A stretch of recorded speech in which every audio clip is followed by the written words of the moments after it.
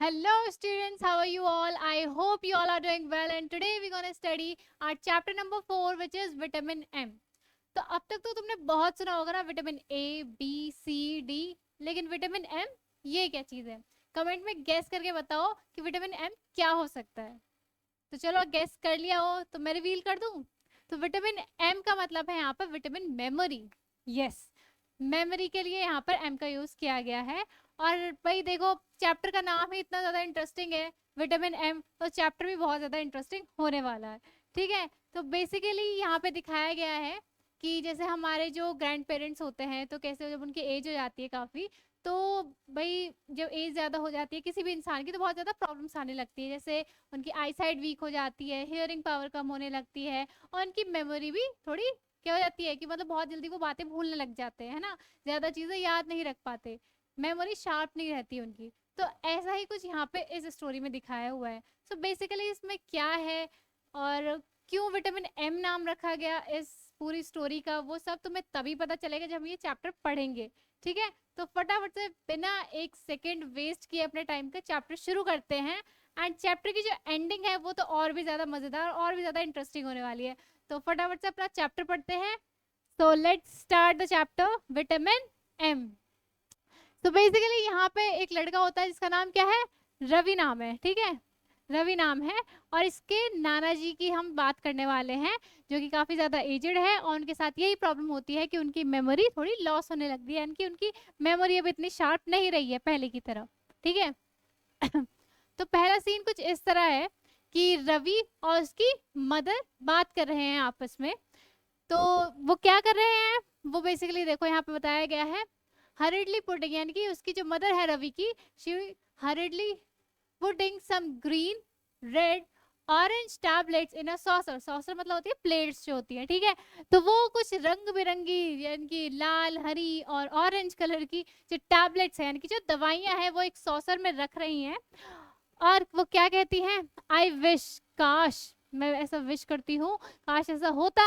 कैसा होता भाई, that somebody would invent a memory, कि काश कोई एक मेमोरी इन्वेंट कर देता, यानी कि जिसे क्या बोला जाता है, विटामिन एम के नाम से जाना जाता है। यानी कि जैसे देखते हैं ना हम बहुत ज़्यादा, जैसे बीमारियां आ जाती हैं कई बार तो उनकी टैबलेट्स होती है। जैसे किसी को फीवर आ गया तो फीवर के लिए कोई टैबलेट होगी, है ना, किसी को और कोई डिसीज होगी उसके लिए एक टैबलेट होगी, किसी विटामिन की कमी हो जाती है हमारे अंदर विटामिन डी की तो उसके लिए टैबलेट आती है। तो यहीं पर यहाँ पर जो रवि की मदर है वो बोल रही है काश कोई मेमोरी के लिए एक विटामिन एम नाम की भी कोई टैबलेट इन्वेंट कर देता। ठीक है, जिसे विटामिन एम के नाम से जाना जाता, कोई मेमोरी ऐसी इन्वेंट कर देता, and we could give it to old people to help them improve their memories. और ताकि अगर कोई ऐसा कर देता ना तो हम उसे, जो बड़े बूढ़े हैं हमारे, जो ओल्ड पीपल हैं, उनको दे सकते, ताकि उससे क्या होता, उनकी मेमोरी इम्प्रूव हो जाती है ना। जैसे अगर हमारे अंदर विटामिन डी की कमी आ गई है फॉर एग्जाम्पल, ठीक है, तो ज़्यादा धूप में नहीं जाता है सपोज कोई भी पर्सन, तो उसके लिए टैबलेट्स मिल जाती है ना। आप डॉक्टर के पास जाइए, वो आपको विटामिन डी की टैबलेट्स दे देगा अगर आपके अंदर डिफिशियंसी है विटामिन डी की, है ना। तो उससे क्या होता है, हमारा विटामिन डी बढ़ने लगता है, ठीक हो जाते हैं। तो इस यहाँ पर ऐसी सिचुएशन बताई गई है कि जो रवि की मदर है वो कहती है काश कोई मेमोरी इन्वेंट कर देता, मेमोरी के लिए टैबलेट्स इन्वेंट कर देता जिससे विटामिन एम बोला जाता। ठीक है, विटामिन एम के नाम से जानते हैं, जिससे हम अपने बड़े बुजुर्गों को देते, ओल्ड पीपल को देते, और उनसे, उससे क्या होता है, उनकी मेमोरी शार्प हो जाती, उनकी मेमोरी इंप्रूव हो जाती। ठीक है, अब देखो यहाँ पर रवि बोलता है, रवि क्या बोलता है, अपनी मम्मा को चुप कराते हैं, ऐसे करके, ज्यादा आवाज नहीं करो, ज्यादा तेज ना बोलो, ग्रैंड पा विल हियर यू, यानी कि जो नाना जी है ना वो आपको सुन लेंगे। अब ग्रैंड पा पे कंफ्यूज नहीं होना मैम, दादाजी भी तो हो सकता है, नाना जी क्यों, वो इसलिए कि जो जिनकी बात हो रही है ना, जो बड़े बुजुर्ग यहाँ पे जो इंसान है वो उसके नाना जी ही हैं रवि के। ठीक है, यानी कि उसकी मदर के फादर हैं वो। ठीक है, और वो चीज तुम्हें आगे स्टोरी में बिल्कुल क्लियर भी हो जाएगी, ये मैं अपने पास से नहीं बता रही हूँ, स्टोरी का ही बता रही हूँ आपको। ठीक है, तो रवि बोलता है अपनी मदर को चुप होने के लिए कि नहीं आप इतनी तेज मत बोलो, नाना जी सुन लेंगे आपकी बात। Pointing to the frail, frail मतलब होता है वीक। ठीक है, frail old figure sitting in the rocking chair. Rocking chair क्या होती है, रॉकिंग चेयर होती है जैसे बड़े बुजुर्ग, आपने मूवीज में भी देखा होगा, जो पहली मूवीज आती हैं कि ऐसी कुछ चेयर्स होती है ना जिनके जो पैर होते हैं कुछ इस टाइप से होते हैं, और वो ऐसे उस पर झूलते रहता है, ये आपका चेयर का सिटिंग एरिया हो गया, ऐसे करके, जैसे आगे पिक्चर भी लगी हुई है। यस, इस टाइप की जो चेयर्स होती हैं जिसे बोलते हैं रॉकिंग चेयर, ठीक है। तो यहाँ पे रवि बोलता है, क्या बोलता है, वो पॉइंट करता है बाहर की तरफ जहाँ पे उसके नाना जी बैठे हुए हैं, उस वीक ओल्ड फिगर के लिए। मतलब नाना जी को वीक बताया गया है क्योंकि एज हो गई है उनकी, और ओल्ड भी है, ओल्ड भी है वो, ठीक है। तो उनकी तरफ पॉइंट करता है जो कि बैठे हुए थे बाहर रॉकिंग चेयर पर, holding the newspaper inches from his nose to read it. और वो क्या कर रहे थे, रॉकिंग चेयर पर बैठकर न्यूज़पेपर पढ़ रहे थे। मतलब इससे उनकी आई साइट वीक हो गई होगी भैया, है ना, एज के साथ। तो वो ऐसे अपनी नोज से थोड़ी ही दूरी पर उनका न्यूज़पेपर था, उसको बहुत ही अच्छे से रीड कर रहे थे वो, ठीक है। जैसे पिक्चर में भी देख सकते हो, यहाँ पे पिक्चर में भी दिखाई दे रहा है तुम्हें, ठीक है। Don't worry, I doubt weather grandpa can hear me. यहाँ पे उसकी मदर बोलती है, चिंता मत करो, मुझे नहीं लगता कि तुम्हारे जो नाना जी हैं वो सुन भी पा रहे हैं नहीं हमारी बात। He doesn't hear too well. क्यों बोल रही है वो ऐसा, क्योंकि वो बताती है क्योंकि उन्हें अच्छे से ना तो अब सुनाई देता है, यानी कि उनकी हियरिंग पावर कम हो गई है, और ना ही उन्हें ठीक से दिखाई देती है कोई भी चीज, यानी कि उनकी आई साइट भी वीक हो गई है भाई, है ना।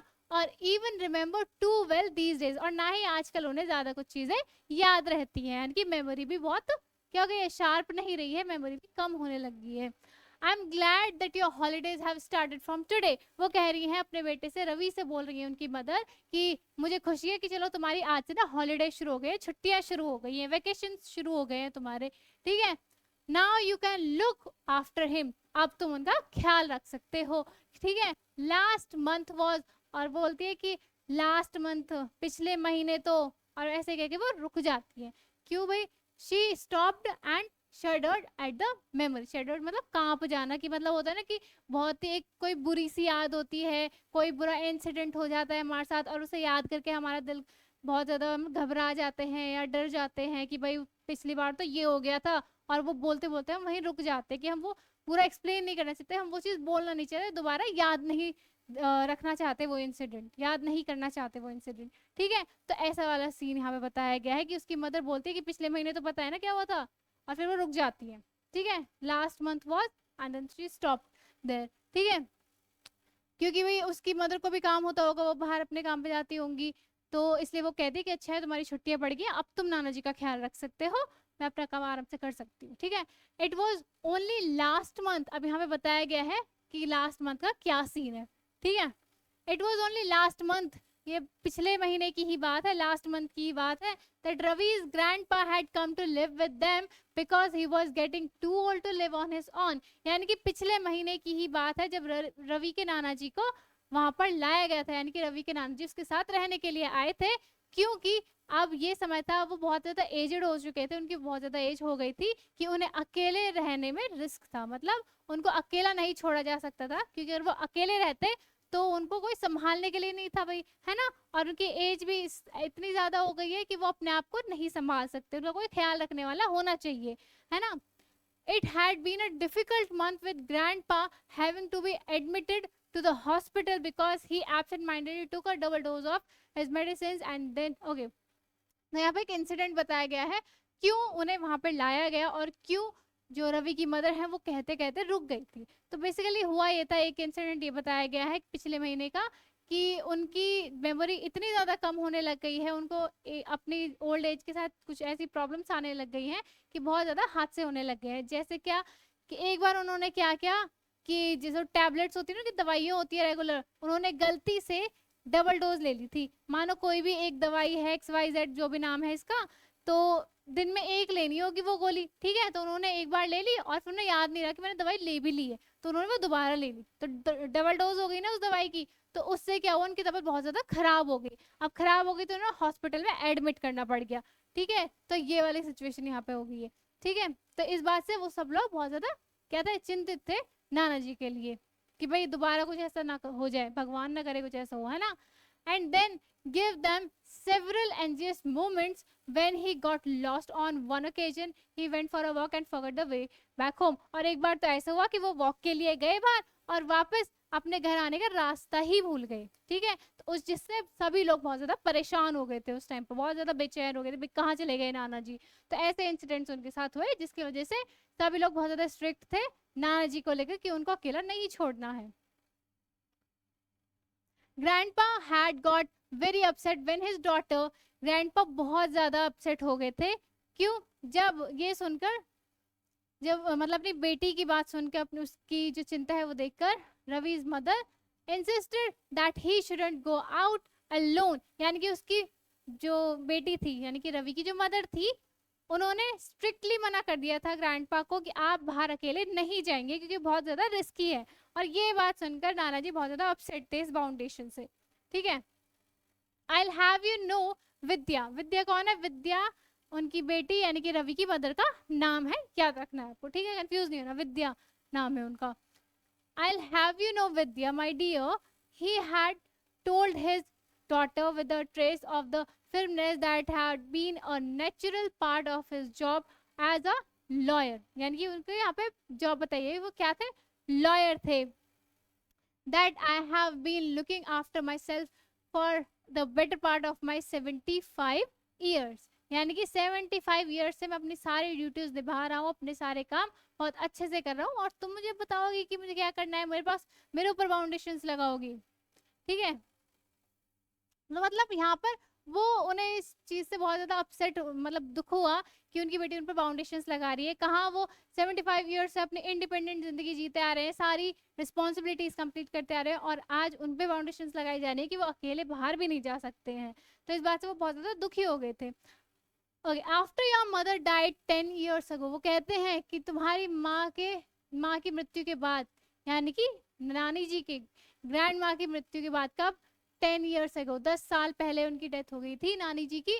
तो बोलते हैं कि उनकी मृत्यु के बाद I took over her duties as well and have been cooking. वो कहते हैं कि तुम्हारी माता श्री यानी कि विद्या जी की माँ, ग्रैंड माँ हुई ना वो हमारी स्टोरी की, तो बोलते हैं नाना जी कि उसकी मृत्यु के बाद मैंने सारी ड्यूटीज निभाई हैं, सारी रिस्पॉन्सिबिलिटीज निभाई हैं, फिर चाहे वो क्या क्या ड्यूटीज हो, कुकिंग की हो, खाना बनाने की हो, शॉपिंग की हो, या फिर घर के कामकाज की हो, घर का काम वाम करना हो, मैंने सारी ड्यूटीज खुद से निभाई हैं। ठीक है, और आज तुम मुझ पर फाउंडेशंस लगा रही हो।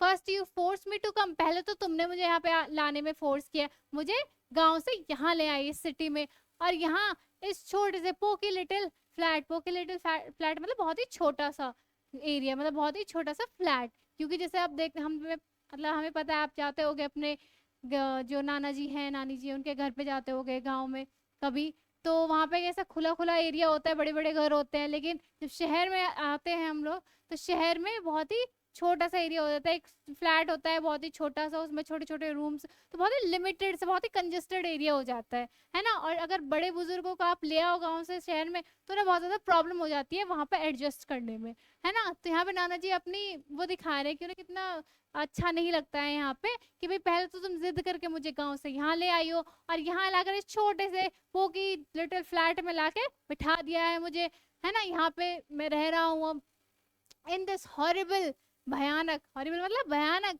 क्राउडेड सिटी, भीड़ भाड़ वाली इलाका, ठीक है, भीड़ भाड़ वाला शहर, क्योंकि शहर में तो बहुत ज्यादा भीड़ होती है ना, लोगों को काम पे जा रहे हैं, कोई इधर जा रहा है, कोई उधर जा रहा है, बहुत ही क्राउडेड सा एरिया, बहुत ही शोर शराबा होता है। And then you think you have the right to forbid me to go out on my own, और इस सब के बावजूद मुझे वहां से ले आई, जो नाना जी बोल रहे हैं, मुझे गांव से शहर ले आई, शहर लाके छोटे से फ्लैट में बिठा दिया है, इतने हॉरिबल, इतने क्राउडेड एरिया में लाकर, इतने क्राउडेड शहर में लाकर बिठा दिया, और अब भी तुम मेरे पर फाउंडेशंस लगा रहे, तुम्हें अब भी लगता है कि तुम्हें मुझे बाहर जाने से रोकना चाहिए, क्या ये सही है? तो बिल्कुल भी सही नहीं है उनके लिए, लेकिन उनकी चिंता भी सही है ना भाई, है ना डॉक्टर की, भाई उनको प्रॉब्लम है। Grandpa hated the noise, grandpa को वो जो शोर शराबा था शहर का, वो बिल्कुल भी पसंद नहीं था, उन्हें बिल्कुल पसंद नहीं था उन पर फाउंडेशंस लगाए जाए। और क्योंकि गांव में तो बिल्कुल शांति होती है ना, जो चिड़िया होती है उनकी चहचहाट होती है, गांव के में बहुत ही शांति के साथ लोग रहते हैं, लेकिन शहर में एक तो बिजी लाइफ हो जाती है सबकी, और इतना ज्यादा शोर होता है वहाँ, व्हीकल्स का शोर, पोल्यूशन इतना ज्यादा हो गया है ना। तो उन्हें वो चीज बिल्कुल भी पसंद नहीं थी। एंड बसल, बसल मतलब होता है बिजी एक्टिविटी, कि लोग कोई इधर जा रहा है, कोई उधर जा रहा है काम से, तो बहुत ज्यादा बिजी लाइफ होती है, bustle of city life. And when they were on their own, यानी कि ये सब तो नाना जी को बिल्कुल पसंद नहीं था, ना वो नॉइज जो सिटी की है, ना हसल बसल, और वो क्या बोलते हैं, and when they were in on their own he often spoke longingly, यानी कि जब वो वहाँ पे रहते थे ना, अपने गाँव में अपने घर पे रहते थे, लॉन्गिंगली वो अपने आप से बातें करते हैं, वो लॉन्गिंगली मतलब बहुत ही इच्छा से, ठीक है, बहुत ही मतलब किसी चीज में बहुत ज्यादा मन होता है ना, बहुत ही प्यार से, बहुत ही अंदर के हर्ट से बोलते हैं, तो वैसे वो एक्सप्रेशन बताया गया है। Of is small brick house in town. Small brick house कौन सा है? जो गांव में था, ठीक है, जहाँ वो रहते थे, टाउन में जो रहते थे, स्मॉल ब्रिक हाउस में। तो क्या वो बोलते हैं या क्या वो सोचते हैं, मतलब यहाँ पे बताया गया है उसके बारे में, वो सोचते हैं अपनी याद के बारे में, जब मैं वहां पे रहता था, सच अ वंडरफुल प्लेस, यानी कि बहुत ही बढ़िया, बहुत ही अमेजिंग, बहुत ही वंडरफुल प्लेस है वो, बहुत ही बढ़िया जगह है।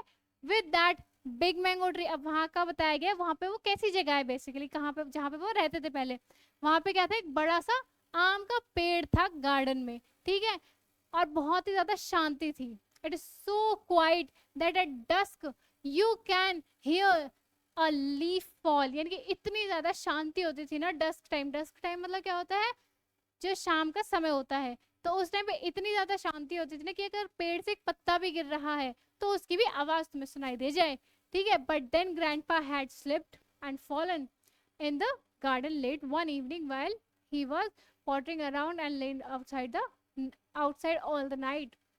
लेकिन अब वहां पे सब कुछ इतना अच्छा चल रहा था, इतना अच्छा माहौल था, इतना अच्छा वातावरण था, लेकिन फिर एक ऐसा इंसिडेंट हो जाता है जिसकी वजह से विद्या जी को ये डिसीजन लेना पड़ता है, रवि की मदर को ये डिसीजन लेना पड़ता है कि अब नाना जी उनके साथ रहेंगे, उन्हें सिटी ले आती है अपने साथ उस फ्लैट में रहने के लिए।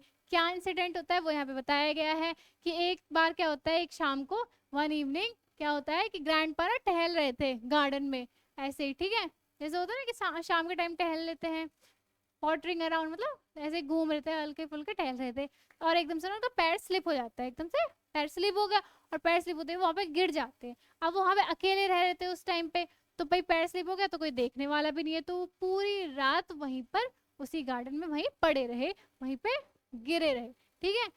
और क्योंकि वो तो बेहोश हो गए थे गिरने के बाद, तो कोई था भी नहीं उनको देखने के लिए, तो पूरी रात वो वहीं पर पड़े रहते हैं all the night, because there was no one at home to help him up. Okay, so yes, तो पूरी रात वहीं पे पड़े रहे क्योंकि कोई भी हेल्प करने के लिए नहीं था वहां पे। दैट वाज अ मंथ एगो, ये एक महीने पहले की बात है। And it made Ravi's mother lock up the tiny brick house and bring grandpa to live with them. और यही कारण था, ये मेन इंसिडेंट था जिसकी वजह से विद्या जी जो है, रवि की मदर है, उन्हें ये डिसीजन लेना पड़ा कि उस टाइनी लिटिल हाउस को, उस घर को, उस टाइनी ब्रिक हाउस को वो ताला लगा के आ गई, और अपने पिताजी यानी कि ग्रैंडपा है यहाँ पर, उनको अपने साथ शहर ले आई उस फ्लैट में साथ रहने के लिए, ठीक है। Whatever happens, Ravi, you are not to let go out on his own। यानी कि प्रेजेंट की बात आ जाती है, वो सब तो पास्ट के बारे में स्टोरी बता दी है ना, अब प्रेजेंट पे आ जाती है। तो ये है रवि की मदर जिनका नाम है विद्या, ये है रवि, और ये है नाना जी, ठीक है। तो रवि की जो मदर है वो उसको इंस्ट्रक्ट कर रही है, उसको बता रही है कि भाई चाहे कुछ भी हो जाए, वॉट एवर हैपन्स, कुछ भी आ जाए, तूफान, बारिश, बाढ़ आ जाए, कुछ भी आ जाए, ठीक है, धरती फट जाए, आसमान फट जाए, ठीक है, कोई भी सिचुएशन आ जाए, लेकिन रवि तुम ग्रैंडपा को अकेले बाहर नहीं जाने दोगे, ये तुम्हारे लिए क्लियर इंस्ट्रक्शंस है, ठीक है। ये उसको ऑर्डर दे देती है, एक तरह से बता देती है, समझा देती है, क्योंकि इट्स टू डेंजरस, क्योंकि ये बहुत ही ज्यादा डेंजरस है, बहुत ही ज्यादा रिस्की है उनको अकेले बाहर छोड़ देना, उनको बाहर अकेले जाने देना, ठीक है। She instructed adding details to the medicines to be given to grandpa after lunch। और उसको सारी डिटेल्स बता देती हैं दवाइयों के बारे में कि भाई ये दवाइयाँ हैं जो लंच के बाद नाना जी को देनी है, वो सारी चीजें बता के चली जाती है, ठीक है। Turning to her father she said, और फिर अपने फादर के पास आती है और उनको क्या बोलती है, I am off to work, कि चलिए मैं काम पे जा रही हूँ पापा, Ravi will be here to look after you, यहाँ पर रवि आपका ख्याल रखेगा, ठीक है। His holidays have begin from today, और इसकी ना आज से छुट्टियां शुरू हो गई हैं, ठीक है, क्योंकि आज से भाई इसकी छुट्टियां शुरू हो गई हैं, तो ये आपका ख्याल रखेगा, ठीक है। Ravi winced at the overloud loud tone of his mother used when speaking to grandpa. अब रवि विंस मतलब होता है showed an expression of embarrassment, मतलब एम्बेरसमेंट यानी कि शर्म आ जाती है ना, ऐसा वाला एक्सप्रेशन आ जाता है उसके फेस पर, रवि के फेस पर। क्यों आ जाता है, क्योंकि उसकी जो मदर थी वो बहुत ही लाउड टोन में बोल रही थी अपने ग्रैंडपा के सामने, ठीक है, तो वो ऐसा लगता है as though she was speaking to a child who couldn't hear. मानो ऐसा लग रहा था कि वो एक ऐसे बच्चे से बात कर रही है जिसे ठीक से सुनाई भी नहीं देता, who couldn't hear or understand too well, और ना ही कुछ समझ आता है, किसी ऐसे बच्चे से बात कर रही है। तो उसे ना बहुत ही एम्बेरसमेंट फील होती है, बहुत शर्म आती है उस पॉइंट पर, और उसका चेहरा भी वैसा बन जाता है। Grandpa continued to rock gently, लेकिन ग्रैंडपा अपनी जो चेयर है, रॉकिंग चेयर, उस पर झूलते रहते हैं, and give no sign that he had heard her at all, और कोई भी साइन नहीं देते कि भाई उसने कुछ भी सुना है। ठीक है, वो कंटिन्यू अपने रॉकिंग चेयर पर झूलते रहते हैं। आगे देखते हैं, डोंट वरी मम्मा। अब रवि बोलता है कि मम्मा आप चिंता ना करें, परेशान ना हो। रवि प्रॉमिस करता है, look at his mother's anxious face, यानी कि जो मदर है वो तो बहुत ज्यादा परेशान थी, एंजियस थी, उनके चेहरे पे बहुत ज्यादा बेचैनी दिख रही थी उनके फादर को लेके, लेकिन रवि प्रॉमिस करता है कि आप परेशान ना हो, मैं उनका ख्याल रखूंगा। He felt sorry for her, and वो क्या कहता है, you go to work, grandpa will be fine at home with me. आप चिंता ना करें, आप अपने काम पे जाएं निश्चिंत होकर, यहाँ पर ग्रैंडपा का ख्याल मैं रखूंगा, ग्रैंडपा और मैं यहाँ पर बिल्कुल ठीक रहेंगे। शेल अब वहां पे चली जाती है उसकी मदर, और वो क्या बोलता है, वो अपने ग्रैंडपा के पास जाता है, उनसे पूछता है, शैल वी प्ले चेस, क्या हम चेस खेलें या फिर हम क्रिकेट मैच देखें टीवी पर। ग्रैंडपा से वो पूछता है कि क्या करना चाहिए। ठीक है, रवि आज आफ्टर हिज मदर लेफ्ट, जब उसकी मदर चली जाती है उसके बाद वो पूछता है। Grandpa played a great game of chess. अब ग्रैंडपा जो थे ना, उन्हें चेस बहुत ही अच्छा आता था। ठीक है, बहुत ही ग्रेट प्लेयर थे वो चेस के। ठीक है, वेरी कूल एंड कनिंग, बहुत ही बढ़िया तरीके से बिल्कुल कूल थे, और कनिंग मतलब होता है चालाक। ठीक है, बहुत ही बढ़िया तरीके चतुराई से वो खेलते थे। And Ravi found that his own game had improved greatly ever since Grandpa had come to live with them. और रवि ने खुद ये चीज फील की थी कि जब से ग्रैंडपा आए हैं उनके साथ रहने के लिए, उसका खुद का गेम जो है चेस का, वो बहुत ज्यादा इम्प्रूव हो गया है। ठीक है, उसने ये चीज खुद फील की थी उनके साथ खेल खेल कर। That's okay, that's the opening move Karpov made. अब वो गेम खेल रहे हैं, तो यहाँ पर जो ग्रैंडपा है वो कुछ डिटेल्स बताई हुई है यहाँ पर। ठीक है, कुछ पॉइंट्स बताते हैं रवि को कि खेलते खेलते कि जो तुम ओपनिंग मूव तुमने किया है ना, करपोव एक प्लेयर है वो चेस के, made when he played against the computer. जब इस प्लेयर ने कंप्यूटर के खिलाफ अपना चेस गेम खेला था ना, तो उसने भी सेम यही जो ओपनिंग मूव है ये किया था जो तुम कर रहे हो इस पॉइंट पर। He would tell Ravi as he moved a piece, जब उसने एक चेस का पीस वो मूव करा ना, उस टाइम पर उन्होंने चीज बोली, you are making the same mistake that Bobby Fischer, ये भी एक प्लेयर है। ठीक है, वो फिर वो कुछ मिस्टेक कर देता है गेम में बेसिकली, तो वो कहता है कि तुम भी वही सेम मिस्टेक कर रहे हो जो बॉबी फिशर ने की थी जब उसने अपना हिस्टोरिक मैच खेला था किसके अगेंस्ट, स्पासकी, ये भी एक प्लेयर है, इनके खिलाफ, इन दोनों के बीच में एक गेम हुआ था पहले, तो इन्होंने एक मिस्टेक कर दी थी अपने गेम में इनके खिलाफ खेलते हुए। ठीक है, तो वो बोलते हैं कि तुम भी वही मिस्टेक कर रहे हो आज खेलते हुए।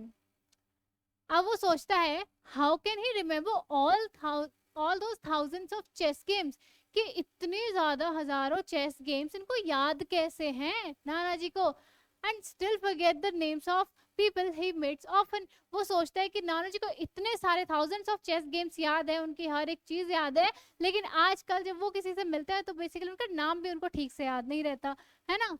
रवि वंडर्ड, वो ये सोचता है हैरानी से, you set out the chess board. अब वो कहते हैं, नाना जी उससे बोलते हैं रवि से कि तुम एक काम करो, चेस बोर्ड को सेट करो, मतलब उसको ठीक से अरेंज करो दोबारा से गेम खेलने के लिए। Said grandpa putting his newspaper down, और अपना न्यूज़पेपर नीचे रख देते हैं। ठीक है, I will just walk across to the corner shop to see if the Tamil newspaper has arrived. मैं ना बस कॉर्नर की शॉप पर देख के आता हूँ कि वहां पर जो तमिल न्यूज़पेपर है वो आया है या नहीं आया। तो यहाँ से तुम्हें पता चल जाएगा तमिल न्यूज़पेपर, यानी कि जो हमारी फैमिली है पूरी की पूरी, रवि की फैमिली, वो साउथ इंडियन है। ठीक है, तो वो कहते हैं कि मैं ना बस कॉर्नर की शॉप पे देख के आता हूँ कि तमिल न्यूज़पेपर आ गया है या नहीं, तब तक तुम अपना चेस बोर्ड ठीक करो या अरेंज करो। ठीक है, अब वो क्या बोलता है, पापा usually boys you Tamil newspaper on his way home. वो कहता है कि पापा जब आते हैं घर वापस तो वो आपके लिए न्यूज़पेपर लेके आते हैं, तमिल न्यूज़पेपर, बट अगर आपको इमीडिएटली अभी के अभी पढ़ना है तो मैं जाता हूँ और मैं आपके लिए वो न्यूज़पेपर खरीद के ले आता हूँ। रवि ये ऑफर करता है, उनको ये पूछता है कि अगर आपको अभी पढ़ना तो मैं लेके आता हूँ, वरना रोज तो पापा ले ही आते हैं घर आते टाइम। ठीक है, I hope you are not going to be as tiresome as your mother. लेकिन यहाँ पर जो ग्रैंडपा है वो बोलते हैं कि वो उन्हें ये चीज़ अच्छी नहीं लगती जब ये रवि ऑफर करता है, तो वो बोलते हैं I hope you are not going to be tiresome as your mother Ravi, कि रवि मुझे लगता है तुम अपनी मदर की तरह मुझे गुस्सा नहीं दिला रहे हो या मुझे परेशान नहीं कर रहे हो, तुम अपनी मदर की तरह थिंकिंग नहीं रखते हो, ठीक है। Treating me like a baby, मुझे एक बच्चे की तरह ट्रीट कर रहे हो। Has she told you not to let me go out on my own, क्या उसने तुम्हें बोला है, यानी कि उसकी मदर, रवि की मदर के लिए बोलते हैं कि क्या तुम्हारी मदर ने तुम्हें बोला है कि मुझे वो बाहर ना जाने दे, तुम मुझे बाहर ना जाने दो। Told you to keep me a prisoner here, मुझे एक प्रिजनर, प्रिजनर मतलब कौन होता है, कैदी, जो जेल में कैदी होता है ना वैसे, तो बोलते हैं कि मुझे एक कैदी की तरह रखने के लिए बोला है यहाँ पे। हैशी, क्या उसने ऐसा बोला है, इनकी क्वेश्चन करते हैं वो कि क्या उसने मुझे ऐसा तुम्हें ऐसा बोला कि मुझे ऐसे रखे। Grandpa looked suspicious at his thought, अब वो ऐसे सस्पिशियस लुक के साथ उसे देखते हैं। Ravi felt guilty for a moment, अब रवि को ना थोड़ा गिल्ट सा फील होने लगता है कि भाई मैंने कुछ गलत कह दिया है, गलत कर दिया है ना। देन क्विकली रिकवर्ड टू से लॉयली, लेकिन फिर एकदम से वो लॉयल्टी के साथ, ऑनेस्टी के साथ रिप्लाई करता है, क्या कहता है, ऑफ कोर्स नॉट ग्रैंडपा, बिल्कुल भी नहीं ग्रैंडपा, ऐसा कुछ नहीं है जैसा आप कह रहे हैं।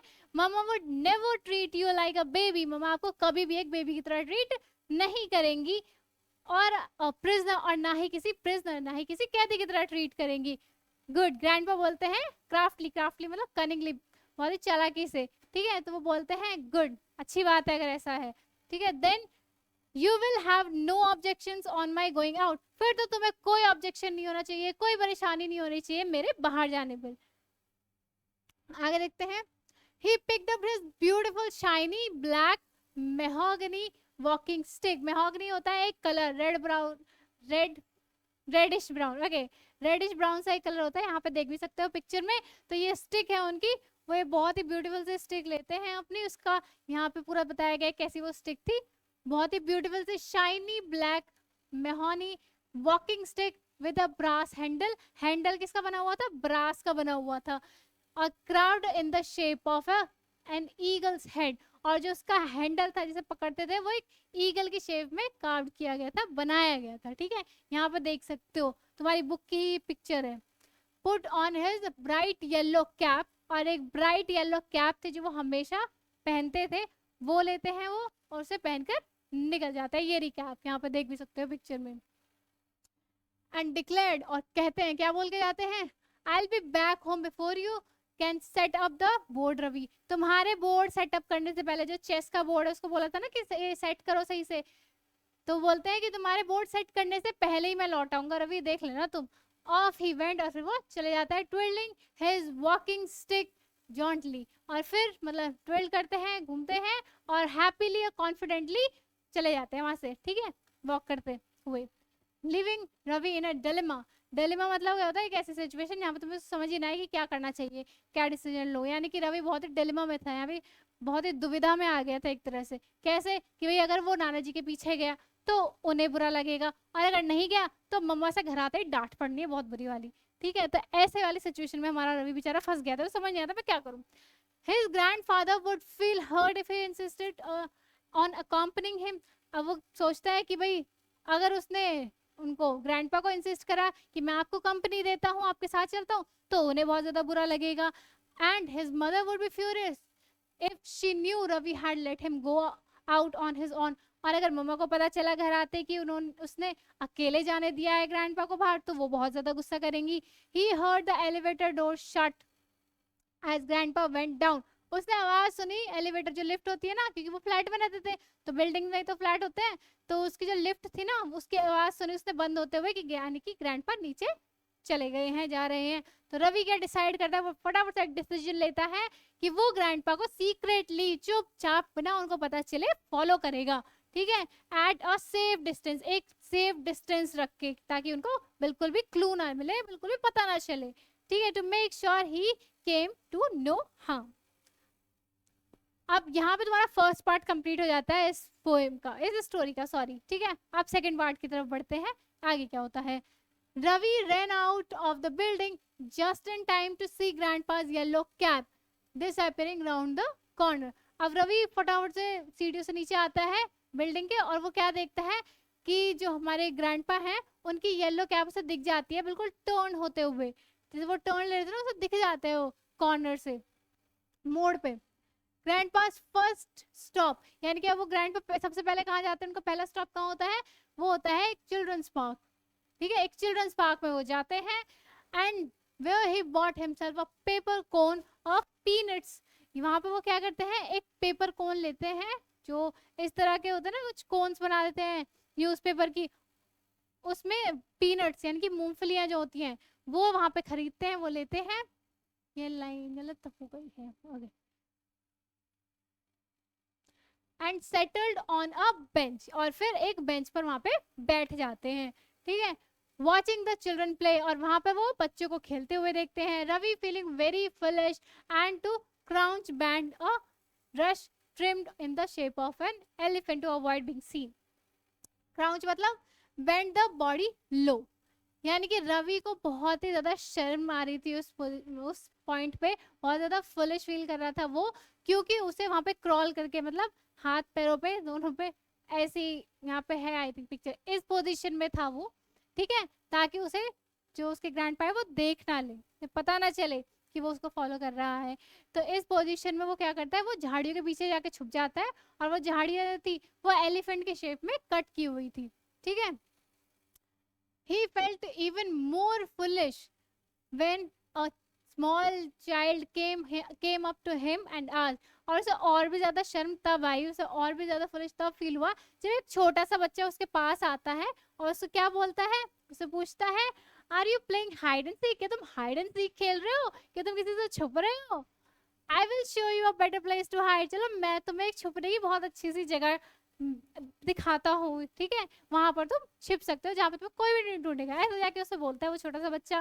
और वो क्या बोलता है, रवि कुछ नहीं बोलता, वो ऐसे ऐसे करता है, उसको चुप करने की कोशिश करता है, ऐसे करके। ठीक है, बस यही था वो जो कुछ कर सकता था, वहां पर उसको चुप कराने की कोशिश करता है, क्योंकि अगर वो कुछ बोलता तो शायद आवाज दादाजी के पास चली जाती, नाना जी के पास चली जाती, और उन्हें पता चल सकता था। was all Ravi could say before he felt a shadow, और जैसे उसे कर रहा था तो तभी क्या होता है, उसे इसके ऊपर एक शेडो आ जाती है। शेडो किसकी थी, यानी कि उस बच्चे की, वो जो छोटा बच्चा है उसकी मदर वहां पे आ जाती है, और उसकी मदर आके क्या करती है, वो उसको बहुत ही तेज आवाज में, लाउड वॉइस में डांटने लगती हैं। How dare you shoo my child, तुम्हारी हिम्मत कैसे हुई मेरे बच्चे को शू करने की, चुप करने की, हु आर यू, कौन हो तुम। It was the tiny boys mother, वो उस छोटे बच्चे की मदर थी। और वो रवि जो है वो उनसे भी ऐसे ही बोलता है, शू शू ने बोलता है चुप रहिए, यानी कि उनको भी बोलते हैं कि आप प्लीज आवाज ना करें, चिल्लाए ना। Ravi repeated to the lady, I will shoo you you rude boy, यानी कि फिर वो उनको उसको डांटने लगती है, रवि को, उसकी जो मदर है, छोटे बच्चे की मदर है, कि मैं तुम्हें शू करती हूँ, मैं तुम्हें चुप करती हूँ, you rude boy, said the lady picking up her umbrella threateningly, और उनके हाथ में एक अम्ब्रेला होता है तो उस अम्ब्रेला को ऐसे उठा देती है उसको डराने के पर्पज से। ठीक है, एंड क्योंकि वो उनके बच्चे, उससे लग रहा था कि वो रवि उसके बच्चे को डांट रहा है, परेशान कर रहा है। ठीक है, the ultimate humiliation was when Ravi had to crawl out of the park on all fours, लेकिन सबसे ज्यादा शर्म से तब आई जब उसे उस पार्क से क्रॉल करते हुए, अपने चारों हाथ पैर पर उसे क्रॉल करते हुए उस पार्क से बाहर जाना पड़ा। डकिंग, डकिंग मतलब क्या होता है, moving your head and body down. ठीक है, ducking behind the benches, creeping behind the bushes, यानी कि बेंचेस के पीछे से ऐसे क्रॉल करके वो जा रहा है, creeping behind the bushes, bushes के पीछे से क्रीपिंग करते हुए, थैंकिंग हिज लकी स्टार्स, यानी कि भगवान जिसे थैंक यू बोलता है, अपने लकी स्टार्स को थैंक यू करता है कि ग्रैंडपा ने उसे, उसकी आवाज नहीं सुनी, वो जो नॉइज वहां पे हो रही थी वो नहीं सुनी, और ना उसे देखा। ग्रैंडपा नेक्स्ट स्टॉप, अब ग्रैंडपा दूसरी जगह चले जाते हैं, उस चिल्ड्रन पार्क से कहा जाता है उनका नेक्स्ट स्टॉप बताया गया है। नेक्स्ट स्टॉप क्या है भाई, वो है एक टी स्टॉल। अब वो चले जाते हैं एक टी स्टॉल पे। And this time Ravi took position behind a big banyan tree. अब वो कहाँ पे छिपता है भाई? अब वो छिपता है एक बड़े से बरगद के पेड़ के पीछे, ठीक है, एक banyan ट्री के पीछे छिप जाता है Ravi. To watch him feeling most embarrassed when the vendor sitting under the tree gave him quizzical looks. लेकिन अब क्या होता है, उस वहां पे भी एम्बेरसमेंट हो जाती है। क्यों? क्योंकि वहां पर वो जो जगह थी जहाँ पे वो छुपा हुआ था उस बरगद के पेड़ के पीछे, वो जगह थी वेंडर्स की। वेंडर्स कौन होता है? जो सामान बेचते हैं कुछ ना कुछ। तो वो उनकी जगह थी कि वहां पे वो अपना सामान लगा देते और कुछ ना कुछ बेचते थे, ठीक है। तो अब वो उसे ऐसे क्यूजिकल लुक के साथ देखने लग जाते हैं, क्वेश्चनेबल लुक के साथ देखने लग जाते हैं, भाई ये कौन है, ये कौन आ गया है यहाँ पे, हमारी जगह पे ये क्या कर रहा है नया लड़का, है ना। तो उसे ऐसे देखने लग जाते हैं। This area is booked by us, और उनमें से एक लेडी बोलती है this area is booked by us, यानी कि ये हमारी जगह है, हम यहाँ पर अपना सामान लगाते हैं। Who was selling plastic combs? और वो जो लेडी बोल रही है वो क्या बेच रही थी? जो कॉम्स होते हैं, इनकी जो कंघे होते हैं, प्लास्टिक कॉम्स, वो बेच रही थी। In the same tone she might use where worse she asked to address a gathering without being even giving a loud speaker. यहाँ पे वो बता रहे कि इतनी तेज आवाज में बोल रही थी ना, इतना लाउडली रवि से बात कर रही थी कि मानो अगर उसे एक गैदरिंग को, एक पूरी एक तरह से कहें असेंबली को अगर बोला जाए ना कि उसे इंस्ट्रक्ट करो, वहां पे कुछ बोलो, तो उसे बिना लाउड स्पीकर दिए हुए, बिना माइक दिए भी वो पूरी आवाज, मतलब उसकी आवाज पूरी गैदरिंग तक पहुंच जाए, इतनी तेज आवाज में इस तरह से वो बोल रही थी। There's no room for any new vendors, यानी कि वहां पर वो बोलते हैं कोई जगह नहीं है एक नए वेंडर के लिए। अब रवि क्या बोलता है? कोई शू शू चुप करता है उनको, है ना। Don't talk so loudly, please आप ज्यादा तेज मत बोलिए, ज्यादा शोर मत कीजिए। और वो कहता है डू आई लुक एज दो आई एम सेलिंग एनीथिंग, क्या मैं आपको ऐसा लगता हूँ कि मैं यहाँ पे कुछ बेचने आया हूँ, मैं आपको वेंडर नजर आता हूँ? ऐसे बोलते हैं उनको, ठीक है। रवि आज उनसे पूछता है, ऐसा क्वेश्चन करता है, Who's talking loudly? अब एक ओल्ड लेडी क्या बोलती है? Who's talking loudly? कौन तेज आवाज में बात कर रहा है, कौन लाउडली बात कर रहा है? Raising her voice just enough for Ravi to hear her, as though she was talking to him from across the city. अब यहाँ पे वो क्या बोलता है इस ओल्ड लेडी के लिए, मानो ऐसे बात कर रही थी, इतनी तेज आवाज में, इतनी लाउड वॉइस में बात कर रही थी कि जैसे सिटी के दूसरी साइड में कोई खड़ा हो, उस तक आवाज पहुंच रही है, उससे बात कर रही है किसी इंसान से, इतनी तेज आवाज में वो बात कर रही थी। Who are you accusing of talking loudly? अब वो बोलते हैं कि तुम किसको एक्यूज कर रहे हो, किस पर आरोप लगा रहे हो, कौन तेज आवाज में बात कर रहा है? And that too from behind the tree, और वो भी यहाँ इस पेड़ के पीछे छिपके। हाँ, यहाँ तुम खुद छिपे हुए हो और तुम किसको एक्यूज कर रहे हो, किस पे आरोप लगा रहे हो तेज बोलने का? Who are you hiding from? और तुम छिप किससे रहे हो यहाँ पर? एक दूसरा वेंडर ये क्वेश्चन करता है, उससे पूछता है, और वो जो वेंडर था वो क्या कर रहा था? रिबन्स और क्लिप्स बेच रहा था वो भाई, ठीक है। अब वो क्या होता है, she too was one of those lucky ones who would never ever require a megaphone. अब उसके लिए बोलता है कि भाई वो भी इतनी लकी है कि उन्हें भी किसी मेगाफोन, किसी माइक की जरूरत नहीं है, उनकी भी आवाज इतनी बुलंद है, इतनी तेज है, वो भी इस तरह से बात कर रही थी। Are you talking about one of us? आज अनदर वेंडर, एक दूसरा वेंडर फिर बोलता है कि क्या तो हम में से किसी की बात कर रहे हो, हम में से किसी के बारे में बोल रहे हो? A group of them surrounded Ravi, अब पूरा ग्रुप उसको घेर लेता है, रवि को घेर लेता है ऐसे क्वेश्चन कर करके, ठीक है। Oh all right, Ravi considered defeat and moved to duck behind a shiny silver car। अब क्या होता है, रवि के पास और कोई ऑप्शन नहीं होता, तो वो हार मान जाता है और बोलता है ओ ओके ठीक है, ऑल राइट, ठीक है। और वहां से अपनी हार मानकर कि भाई यहाँ पे हार माना ठीक है, वरना नाना जी को पता चल गया तो बस बैंड बच जाएगी मेरी यहीं पे, ठीक है। फिर वो क्या करता है, एक शाइनी सिल्वर कार होती है वहां पे, उसके पीछे जाके छिप जाता है।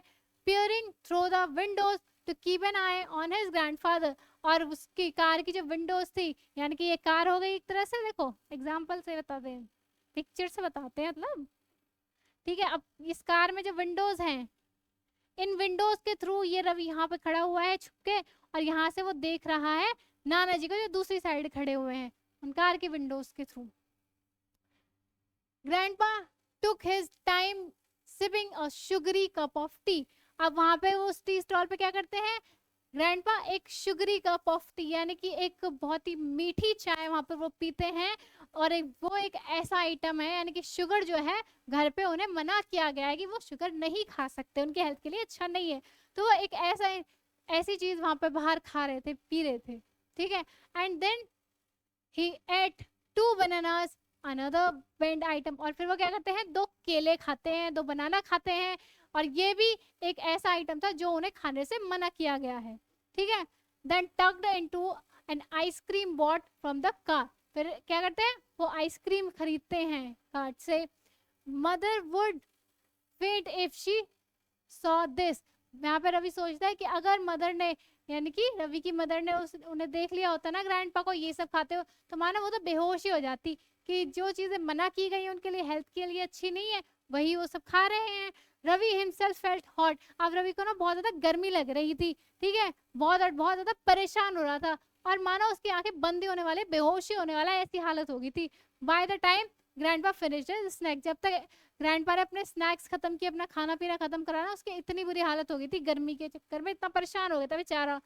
His heart thundered anxiously when he saw grandpa zigzagging through the traffic as he crossed the road. अब क्या होता है, उसका हार्ट ना बहुत ज्यादा तेज बीट करने लग जाता है, बहुत तेज तेज धड़कने लग जाता है, बहुत ज्यादा वो बेचैन हो जाता है, परेशान हो जाता है। क्यों? क्योंकि वो देखता है कि जो ग्रैंडपा है वो रोड क्रॉस कर रहे हैं, और रोड भी कैसे क्रॉस कर रहे हैं, बहुत ही जिगजैग वे में जाके, ऐसे बहुत ही आड़ा टेढ़ा जाके ऐसे जिगजैग वे में जाके क्रॉस कर रहे हैं।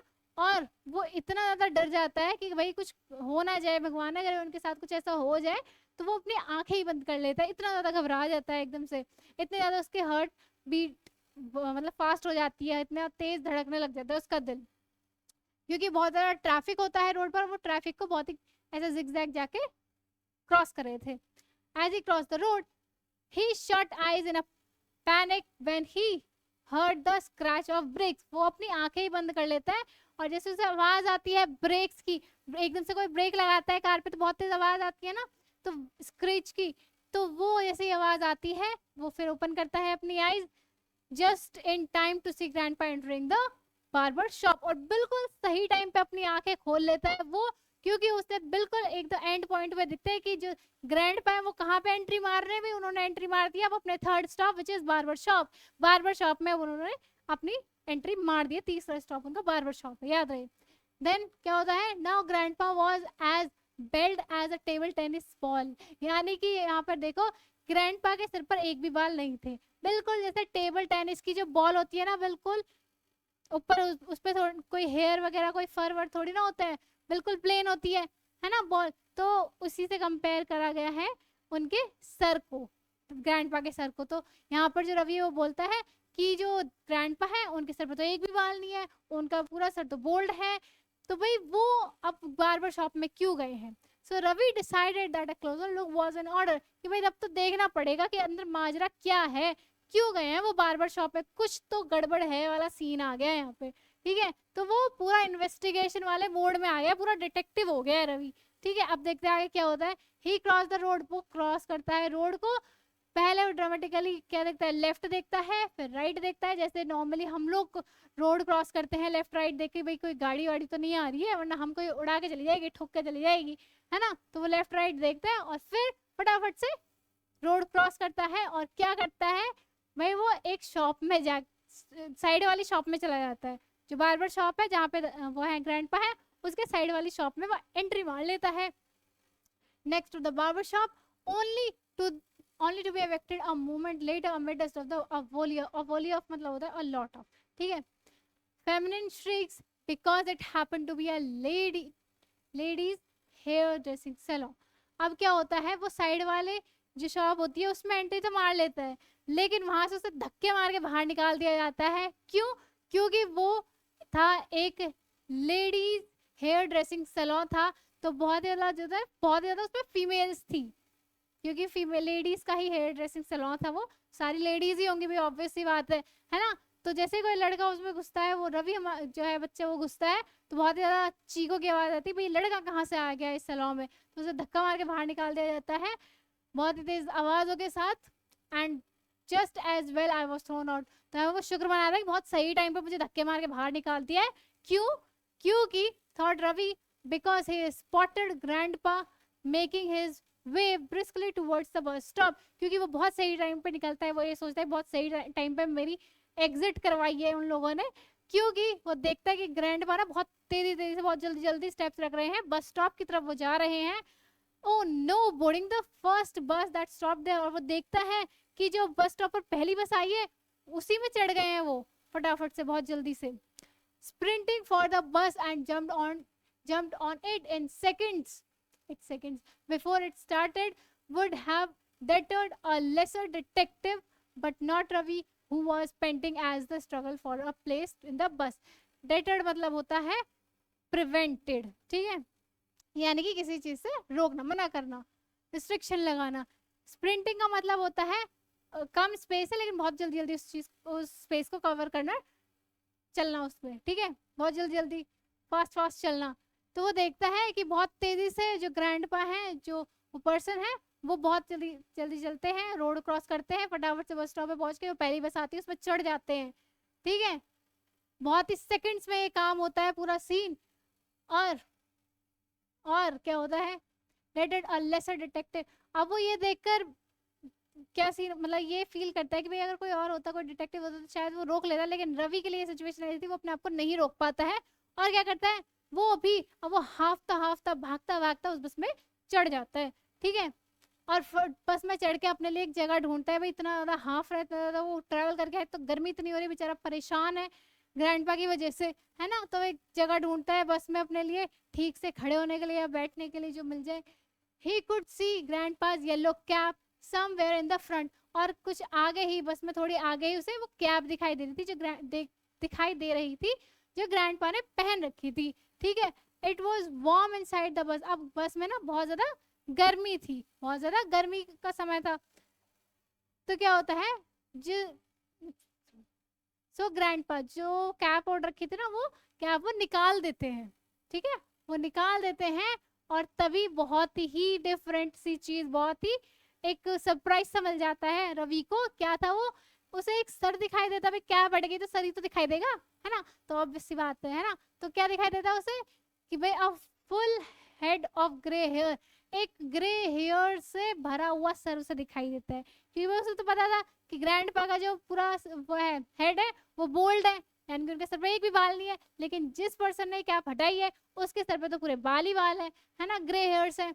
Ravi was startle. रवि बहुत एकदम से चौंक जाता है, भाई ये क्या हो गया है. Surely grandpa could not have bought a wig at the barber shop. वो सोचता है कि पक्का ग्रैंडपा बार्बर शॉप से विग तो खरीदेंगे नहीं भाई, है ना. ही थॉट, उसने सोचा, pushing his way to the front of the bus to confront the cap wearer. Confront मतलब फेस करना, ठीक है. तो वो क्या करता है, जगह बना के आगे जाता है देखने के लिए कि भाई ये है कौन पर्सन, ही मेरे ग्रैंडपा ही है या कोई और है. उनको फेस करने के लिए, सामने से देखने के लिए वो आगे से जगह बनाता है और आगे जाता है बस में, तो उस कैप वेयरर को, जिसने वो कैप पहन रखी थी, उसको देखने के लिए. It was a total stranger. वो देखते ही बहुत ज्यादा हैरान हो जाता है कि भाई ये कौन इंसान है, ये तो मेरे ग्रैंडपा है ही नहीं, ये तो कोई स्ट्रेंजर है, कोई अजनबी है. He was wearing a white pyjama and shirt. उसने क्या वेयर कर रखा था, एक वाइट पजामा और शर्ट, जो कि उसके ग्रैंडपा पहनते थे. वही सेम ऐसी ही अटायर थी उस पर्सन की भी, विच वॉज ग्रैंडपाज स्टैंडर्ड अटायर. जो यूजुअली ग्रैंडपा पहनते थे वही सेम अटायर उस पर्सन ने भी पहन रखी थी. यहाँ पर ये रहे वो पर्सन जिन्होंने वो कैप पहन रखी थी ग्रैंडपा वाली, ठीक है. ये इनके तो बाल है, लेकिन हमारे जो कहानी के ग्रैंडपा हैं, यहाँ पर मैं आपको पिक्चर में भी दिखा दूं, अगर तुमने ध्यान दिया होगा, इनके बाल नहीं है. स्टार्टिंग वाली पिक्चर दिखाते हैं, ये रहे, इनके बाल यहाँ पे नहीं है, ठीक है. लेकिन अब जो नया पर्सन हमारी कहानी में आ गए हैं, इनके बाल तो है और बहुत ज्यादा है भाई, घने घने बाल हैं इनके, ग्रे हेयर्स आ गए, ठीक है. तो वापस आते हैं अपने पॉइंट पे, कहाँ कहीं चले गए, ठीक है, ये रहे. And a yellow cap exactly like ग्रैंडपास. और जो उनकी येलो कैप थी, अटायर तो पूरा सेम था, कपड़े तो बिल्कुल सेम थे, और इवन कैप भी बिल्कुल सेम थी जैसे ग्रैंडपा की है. बट वेट, लेकिन वो कहता है एक सेकेंड वेट, रुको. The cap had a coffee stain on its rim. यानी कि जो कैप की जो रिम है, ये वाला एरिया है ना, यहाँ पर क्या है, यहाँ पे तो एक कॉफी का स्टेन है, कॉफी का दाग है. बिल्कुल वैसा ही जैसा ग्रैंडपा की कैप पर था, है ना। रिम जस्ट लाइक ग्रैंडपा, जैसे ग्रैंडपा की कैप है बिल्कुल वैसा। अब इतनी सिमिलैरिटी तो नहीं हो सकती, है ना, कुछ तो गड़बड़ हो गई है, कुछ तो गड़बड़ है। अब क्या होता है, grandpa's cap again, Ravi could not help explain. अब रवि खुद को कंट्रोल नहीं कर पाता है और बहुत एक तो परेशान इतना बेचारा बच्चा है ना, तो वो क्या करता है, वो बोल देता है ग्रैंडपास कैप, यानी कि नाना जी या दादाजी जो भी थे उनके नाना जी की कैप, ऐसा बोलता है। The stranger grilled pleasantly and told Ravi that a kind gentleman in the barber shop had insisted that he take his cab because it was such a hot day। यानी कि अब जो स्ट्रेंजर है वो रवि की तरफ देखता है और वो बहुत ही हंसने लगता है, बल्कि बहुत, और ऐसे बताता है कि भाई एक बहुत ही भले मानुस, एक बहुत ही अच्छे इंसान है, मुझे बार्बर शॉप में इंसिस्ट किया, उन्होंने मुझे जबरदस्ती या बहुत ही प्यार से, बहुत ही इंसिस्ट करके जोर देकर ये कैप मुझे दे दी, क्योंकि बहुत गर्मी है, बहुत ही गर्मी का मौसम है, बहुत ही गर्म दिन है, हॉट डे है, बहुत ही गर्मी वाला दिन है, ठीक है। That was typical of grandpa, always generous, but where was grandpa. यानी कि वो बोलता है कि हाँ चलो ये तो ठीक है, ग्रैंडपा की आदत है सबकी मदद करने की, वो दयालु है, बहुत दे देते हैं अपनी चीजें दूसरों को, उनके अंदर बहुत ज्यादा दया भावना है। लेकिन अब मुद्दा ये है कि भाई ग्रैंडपा कहाँ चले गए हैं, अगर ये ग्रैंडपा नहीं है तो हमारी ग्रैंडपा है कहाँ कहानी के। So let's find out the grandpa in our third part of the story.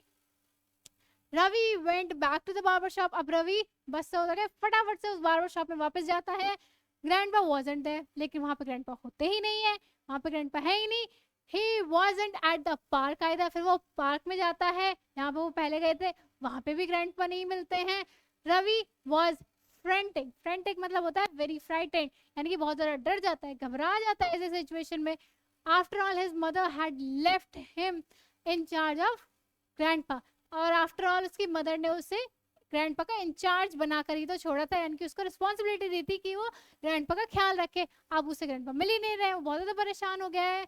He tried calling first his mother. अब वो क्या करता है, फोन बूथ से पहले अपनी मदर को कॉल लगाता है ताकि उनको वो बताए क्या सिचुएशन है, फिर अपने फादर को टेलीफोन लगा बूथ से कॉल लगाता है।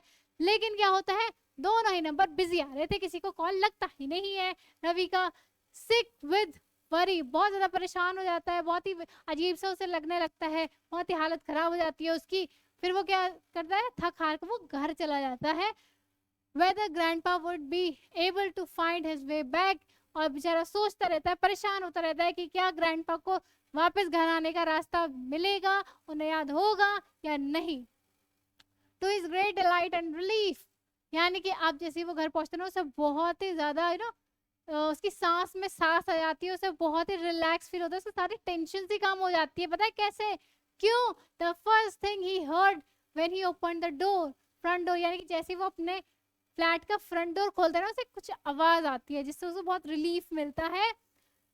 was the gentle whir of grandpa snoring in his bedroom, यानी कि जैसे बड़े बूढ़े घर्राटे लेते हैं तो उनकी आवाज जो नींद में आती रहती है थोड़ी थोड़ी, है ना, जब ओल्ड एज में पीपल जो भी पर्सन सोते हैं तो कुछ साउंड आती है उनकी, है ना, खर्राटों की, और बहुत ही माइल्ड सी, बहुत ही हल्की हल्की, तो वो आवाज उससे आती है जैसे वो फ्रंट डोर ओपन करता है अपने फ्लैट का।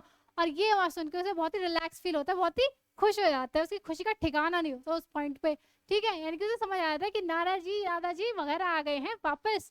ही knelt down near the bed, यानी कि वो बेडरूम में जाता है और वहां पर उनके बेड के पास जाकर नीचे बैठ जाता है, घुटनों पे बैठ जाता है।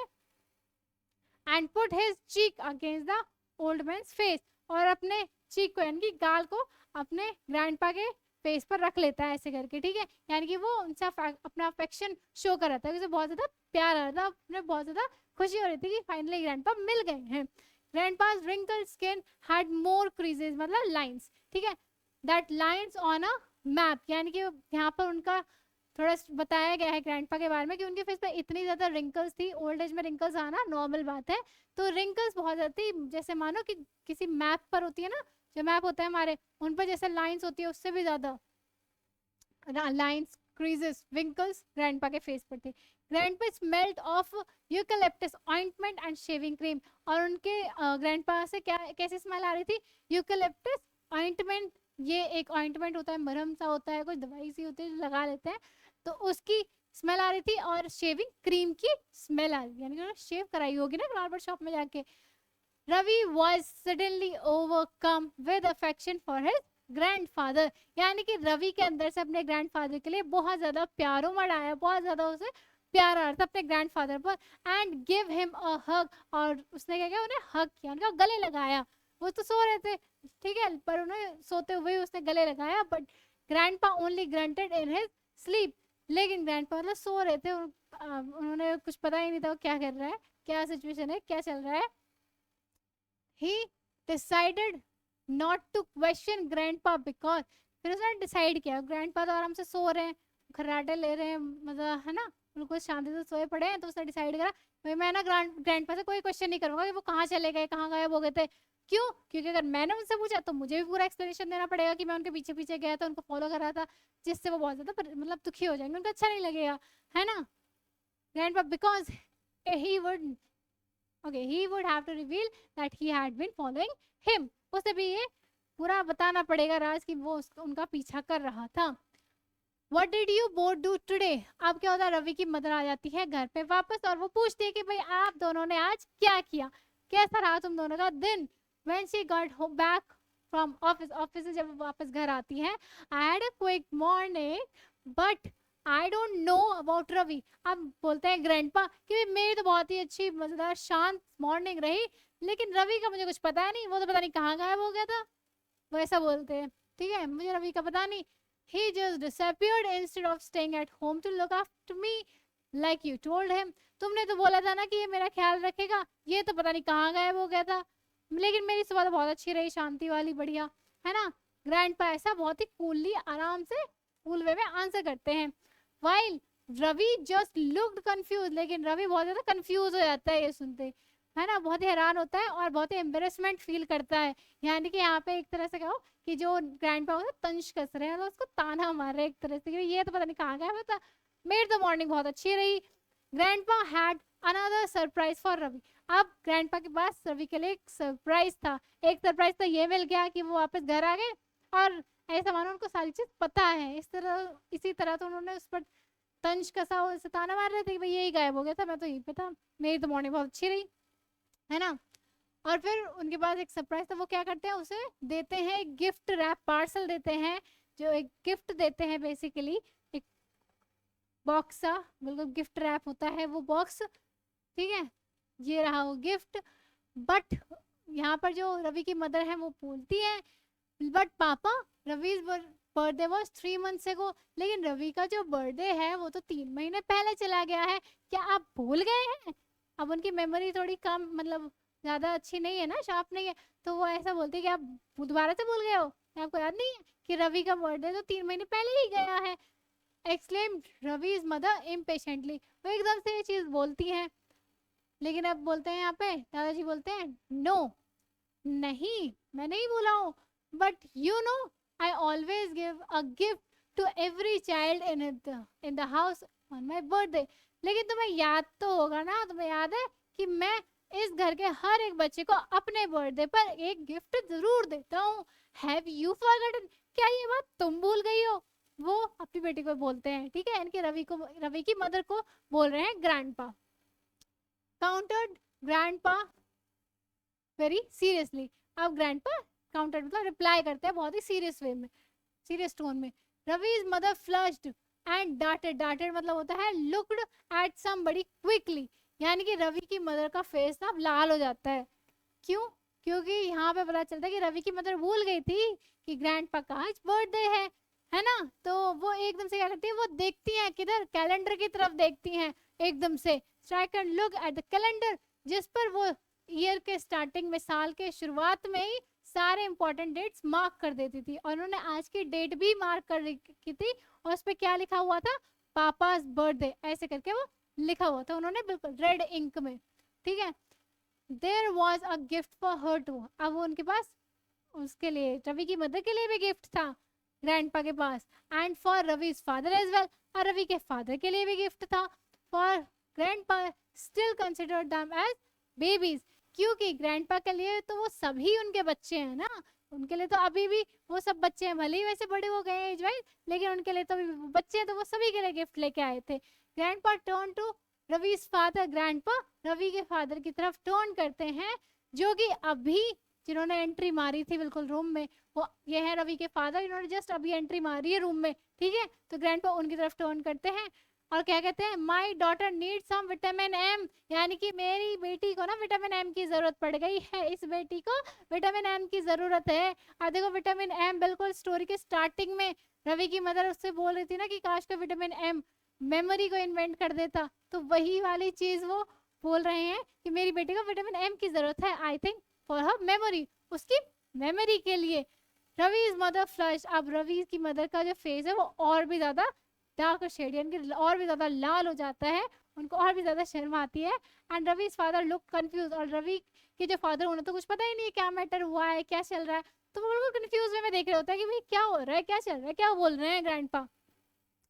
Ravi unwrapped his gift to find a thick hard cover book, अब रवि अपना गिफ्ट अनरैप करता है, खोलता है और उसमें देखते हैं हार्ड कवर की ना एक बुक है, मुझे गिफ्ट में क्या मिला, एक बुक मिली, इसका कवर बहुत हार्ड है, ठीक है।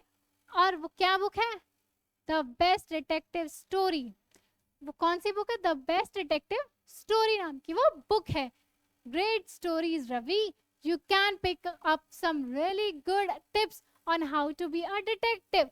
अब वो क्या बोलते हैं, वो बोलते हैं कि रवि देखो ग्रेट स्टोरीज, बहुत बढ़िया मस्त वाली स्टोरीज है इसमें डिटेक्टिव वाली, ठीक है, और इससे ना तुमको बहुत ही बढ़िया टिप्स तुम्हें मिल सकती है, बहुत ही बढ़िया गुड टिप्स मिल जाएंगी कि कैसे एक डिटेक्टिव बना जाए, इससे तुम सीख ले सकते हो कि कैसे एक बढ़िया डिटेक्टिव बना जाए।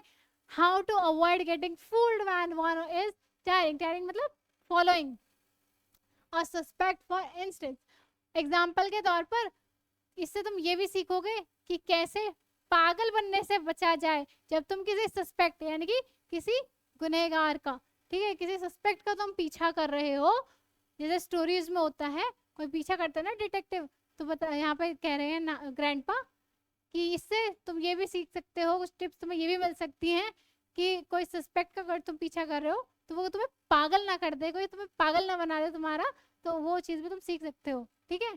तो कुछ टिप्स सीख लेना, कुछ पढ़ लेना इसमें डिटेक्टिव स्टोरीज से, ताकि तुम्हें कोई दोबारा से पागल ना बना दे।